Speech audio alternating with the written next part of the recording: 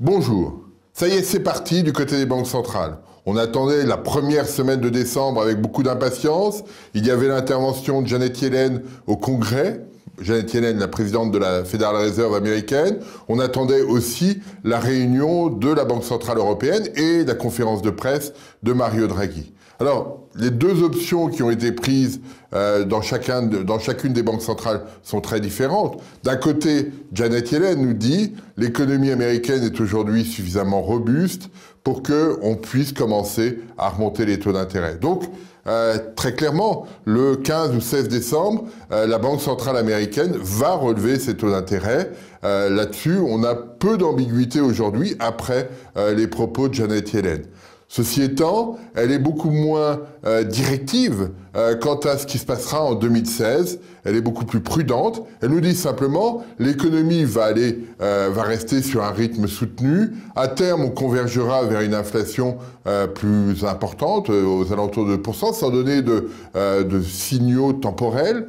Mais ce contexte-là lui suffit pour dire cela permettra l'amélioration du marché du travail et nous sommes suffisamment confiants pour que, dès aujourd'hui, nous remontions les taux d'intérêt. 2016, on verra ce qui se passera, on verra au fur et à mesure, mais il n'y aura pas de mouvement, de stratégie systématique de remontée des taux à chaque réunion ou à chaque conférence de presse. Ça sera beaucoup plus complexe que ça. Donc ça, c'est un premier élément. C'était attendu. La Banque centrale américaine, depuis la fin 2014, nous indiquait qu'en 2015, elle remonterait ses taux. C'était la dernière limite. Elle va le faire sur sa réunion de décembre.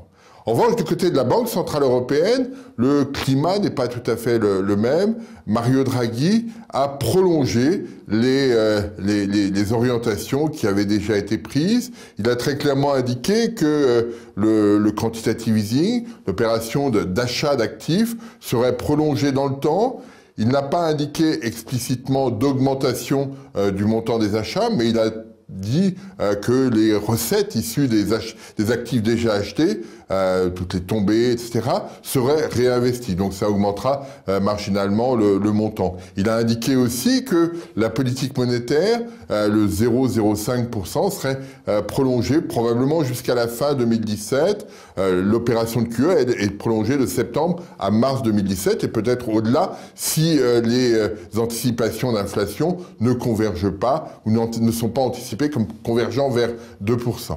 Voilà, on a cet environnement. Il y a un aspect technique qui a été décidé par la Banque centrale européenne, qui est d'abaisser le taux des facilités de dépôt de moins 0,20 à moins 0,30. C'est un aspect un peu technique, mais important pour comprendre la dynamique des marchés. Voilà. Ce sont les mesures qui ont été prises par la Banque centrale européenne.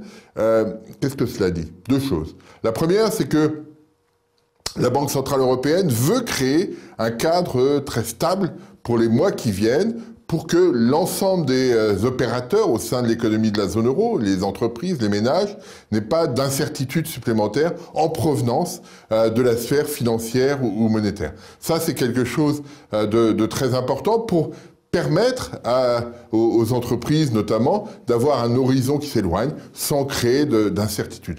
Premier élément. Le deuxième élément, eh bien, c'est malgré tout une espèce de désarroi dans les propos de Mario Draghi, parce que il nous a clairement indiqué qu'il était très inquiet sur l'évolution de l'inflation, mais que celle-ci ne convergerait pas vers la cible de la Banque centrale européenne à 2%, avant probablement 2018 ou 2020. Donc là-dessus, il y a une vraie problématique, et on sent bien que Mario Draghi nous dit l'économie de la zone euro est sur une trajectoire sous-optimale et la politique monétaire toute seule n'arrive pas à la pousser un peu plus haut. Ça, c'est quelque chose de préoccupant. Il faudrait d'autres impulsions de la politique budgétaire, par exemple, pour caler l'économie sur une autre trajectoire. Donc il y a une espèce d'aveu d'échec, malgré tout, même si on peut considérer que le QE a permis un certain nombre de choses, un redémarrage du crédit, une réduction des divergences